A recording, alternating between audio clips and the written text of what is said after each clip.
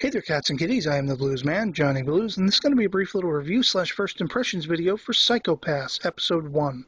Really blew me away this episode, and, it's not quite as fast-paced or explosive as some of the other series openers I've seen recently, but it's not without its intriguing story elements and things like that, interesting characters, and the animation is just beyond stellar. I mean, Production IG is behind this one, and it could be down to that, but I mean, the cityscapes, the futuristic robotic tech and everything really seems to be reminiscent to me of Ghost in the Shell standalone complex.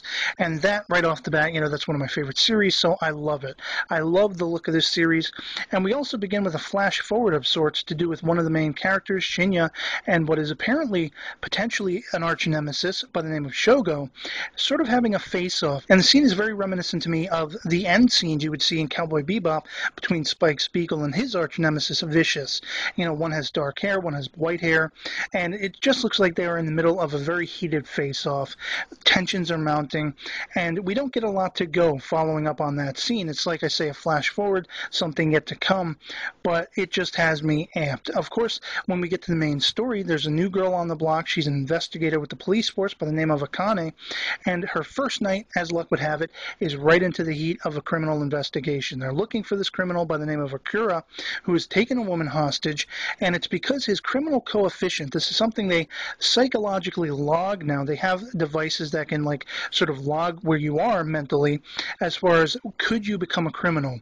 And they see that this guy's coefficient has just been off the charts. Now, they call in a group of what they call enforcers. And these are guys employed by the police force that also have very high criminal coefficients. But they end up, I guess, sort of doing this as public service or whatever like that. And it's very interesting, the relationships we see from right off the bat. Her boss, Ginoza, basically tells two of them to go with her as she's investigating, trying to find this guy and this woman he took hostage. And you have these two guys. One is Tomomi, who is the older sort of, veteran guy. He basically is the nicer of the two. And once again, you have the main character, Shinya. This is the guy we see in the flash forward.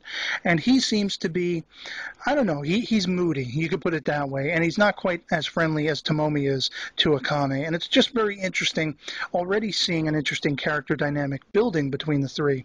And it's fascinating when you get into the investigation side of things, because even though it is a futuristic setting and there's all this, special futuristic tech and everything like that, it's still very much down to a police procedural sort of, cordoning off the area and canvassing it, questioning people. And they get a relative idea where this guy and his hostage is probably located. And the way they do this when they're actually on foot and they're investigating an area is the use of Dominators. These are essentially handheld weapons. They're futuristic guns, and they come complete with this mechanized scanner system that works two ways. One way is to point it at a criminal, and it'll tell you what their coefficient is, and the other way is to scan for the user. In this case, Akane picks one up, and each of the enforcers carries one, and it approves her to use the weapon. Now, the weapon comes with two forces. One is paralyzer force. That's for criminals with low coefficients. They can, shoot, paralyze, take into custody.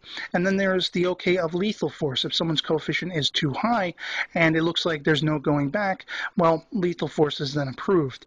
And I think it's very intriguing that these are all mechanized and computerized, and there isn't really a human factor in the decision-making anymore. At least from the get-go, that's what you get the sense of in this episode. Now, it becomes a very real threat that the criminal's coefficient could potentially rub off on the hostage, and that ends up happening in this episode because of some strange, sort of clouding effect in the person's mind. And, basically, this guy rapes his victim, so it pushes her over the edge. And that very quickly becomes a point of contention between Akane and the enforcers, because she doesn't want to kill the hostage. This is the victim we're talking about. And it turns into a sort of standoff between Shinya, one of the enforcers, and Akane, who has a gun on Shinya. He is ready to use lethal force to take care of the woman. Akane doesn't want that to happen. And it's very intriguing how this all plays out. I'm not going to spoil it for you here if you haven't seen it, but it's just a phenomenal opener for me as far as I'm concerned. With all these psychological aspects and the criminological aspects, the police procedural aspects of it, it just looks phenomenal. And it looks like it's going to be a deep, engrossing story. Definitely check out episode 1. It's highly recommended for me. I doubt I'm going to be doing episodic reviews with this one, but I will be checking in from time to time, as I've said with some other series. And otherwise, that's pretty much all I have to say on it. So I hope this video finds you well, and I'll catch you later. Peace.